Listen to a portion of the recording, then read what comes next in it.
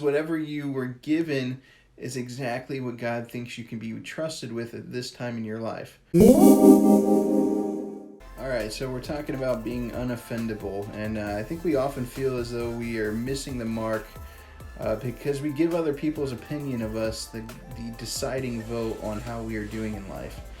If we can somehow get people to like our highlights on the internet, then we can fool ourselves into believing that they like the rest of our life, or that our life's success. If we can get friends and strangers on the internet to love where we vacation, then we feel as though we're somebody special for at least about 24 hours, or until one of our other friends posts a better vacation spot.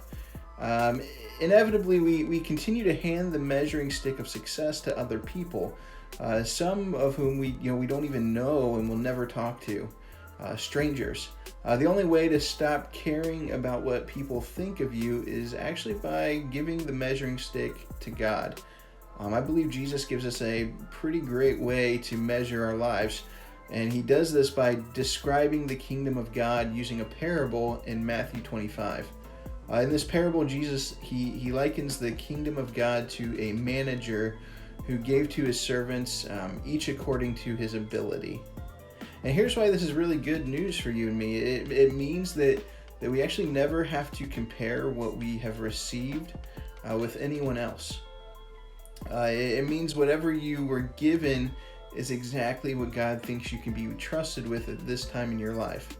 Luke writes these words of Jesus down in his gospel. He says, Jesus says, if you're faithful in little things, you'll be faithful in large ones. But if you are dishonest in little things, you won't be honest with greater responsibilities. Now, you might want a spouse, but how do you treat your family, friends, and current relationships that God has given you now? Or, you might want more money. Well, how are you stewarding what you've already been given by God? We can easily measure our success or failure by our education or non-education, by our bank account, our job title, our relationship status on social media, followers, but God isn't measuring your life by any of those standards.